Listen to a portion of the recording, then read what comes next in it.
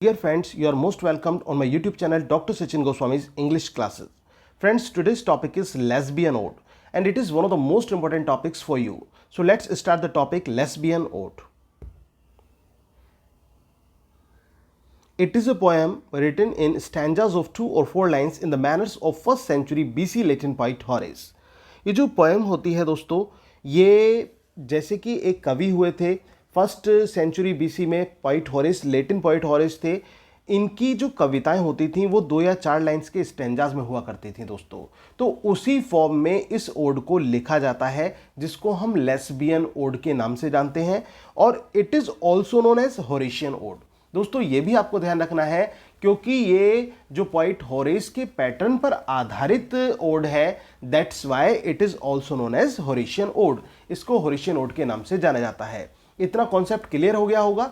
मैं फिर से रिपीट कर देता हूं दोस्तों, ये जो लेस्बियन ओड होती है ये एक पोएम होती है जो कि 2 या 4 लाइन के स्टेंजाज में लिखी जाती है, बिल्कुल ठीक उसी प्रकार से जैसे कि लेटिन पोइट होरेस की कविताओं को लिखा जाता था।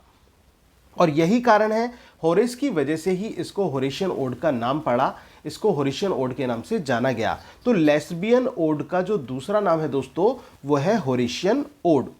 It is a kind of ode in which all stanzas are structured in the same pattern as rhyme, meter, syllables, etc. ये किस प्रकार की ओड होती है जिसमें सभी स्टैंजास को सेम पैटर्न में, चाहे वो राइमिंग स्कीम हो, चाहे वो मीटर हो, चाहे वो सिलेबस हो, वो सब सेम रहता है। और यही कारण है कि इसको हम लेस्बियन ओड के नाम से जानते हैं।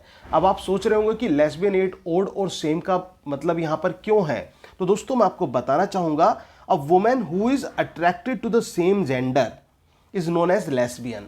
एक ऐसी स्त्री जो सेम जेंडर की तरफ आकर्षित होती है फॉर द सेक्सुअल रिलेशनशिप, उसको क्या बोलते हैं, उसको लेस्बियन के नाम से जाना जाता है। और यहाँ पर इसको लेस्बियन इस वजह से कहा गया क्योंकि इसमें क्या है, सेम स्ट्रक्चर है, सेम पैटर्न है, सेम राइम है, सेम मीटर है, सेम सिलेबस है और सब आपस में जुड़े हुए हैं। So that is why it is known as Lesbian ode. और यही कारण है कि इसको लेस्बियन ओड का नाम दिया गया।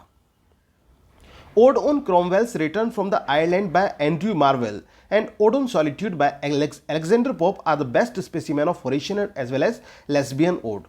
तो Ode on Cromwell's Return from Ireland ये पोएम है दोस्तों, ये ओड है, ode on Cromwell's return from Ireland by Andrew Marvell. ये एंड्रयू मार्वेल की लिखी हुई एक ओड है, फेमस ओड है दोस्तों, ode on Cromwell's return from the Ireland by Andrew Marvell. और इसके अलावा ode on solitude by Alexander Pope, ये इसके बेस्ट स्पेसिमेन कहे जा सकते हैं होरेशियन ओड के। दोस्तों ओड तो आपको पता ही है कि ओड क्या होती है। जो ओड वर्ड है वो ओडिसी शब्द से आया, जो मतलब एक कोरिक सॉन्ग को रिप्रेजेंट करता है। और ओड एक म्यूजिकल कंपोजिशन होती है और ये लॉन्गर देन लिरिक होती है दोस्तों।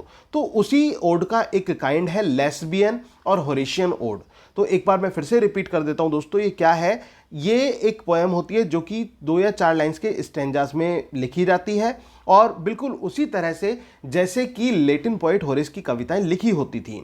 और यही कारण है कि इसको होरेशियन ओड कहा जाता है और जिसको लेस्बियन ओड के नाम से भी जाना जाता है। और इसमें क्या होता है, इसमें सभी स्टेंजास जो स्ट्रक्चर्ड होते हैं वो सेम पैटर्न पर होते हैं, जैसे राइमिंग हो, मीटर हो, सिलेबस हो, सबका पैटर्न सेम होता है। और सेम पैटर्न होने के कारण इसको लेस्बियन ओड के नाम से भी जाना जाता है।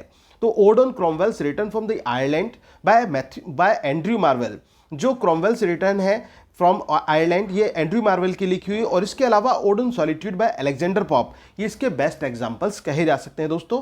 तो उम्मीद है कि आपको ये वीडियो अच्छी लगी होगी। अगर दोस्तों आपको वीडियो अच्छी लगी हो तो प्लीज़ वीडियो को लाइक जरूर करना और इसके साथ साथ शेयर और कमेंट करना भी ना भूलना। और अगर आपने अभी तक भी मेरे इस चैनल को सब्सक्राइब नहीं किया है, so I request you to please subscribe this channel and please do not forget to press the bell icon while subscribing this channel. Thank you very much, yours doctor Sachin Goswami.